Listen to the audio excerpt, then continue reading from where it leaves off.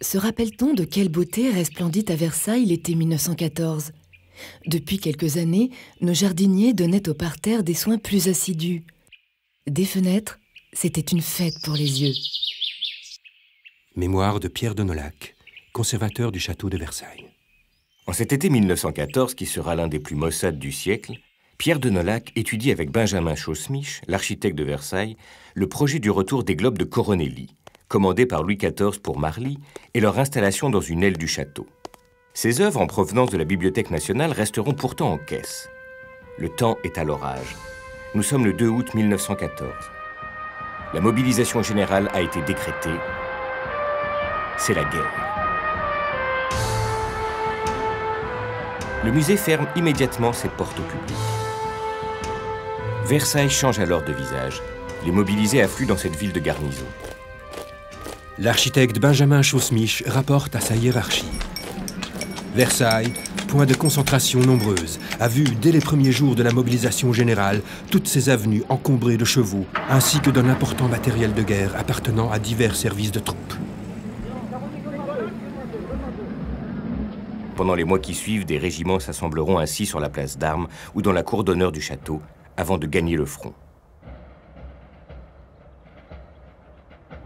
Rapidement, des hôpitaux militaires sont établis, telle l'ambulance anglaise dans l'hôtel Trianon Palace, situé en bordure du domaine, qui prendra en 1919 une place de choix dans l'histoire. À la fin du mois d'août, les armées allemandes continuent leur progression et arrivent jusqu'à Meaux, à 50 km de Paris. Le temps presse. Il faut protéger les œuvres au plus vite. Pierre de Nolhac s'y emploie. Ayant appris que le Louvre expédiait dans le Midi par train spécial ses principales richesses, j'eus le temps de jeter dans un camion les gobelins précieux qui purent se joindre à ce grand départ. Mais que faire des trésors de la maison que nous voyons déjà occupés par l'ennemi?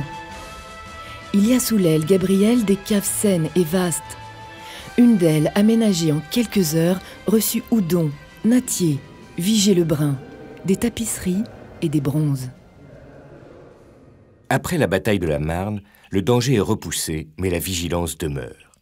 Le domaine de Versailles, qui est inclus dans la zone du camp retranché de Paris, est traversé par la ligne défensive protégeant la capitale.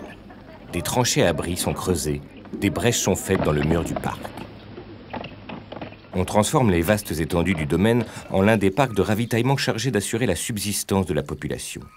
Les bêtes seront évacuées à l'hiver après la propagation d'épidémies. En ces temps de guerre, l'activité tourne au ralenti.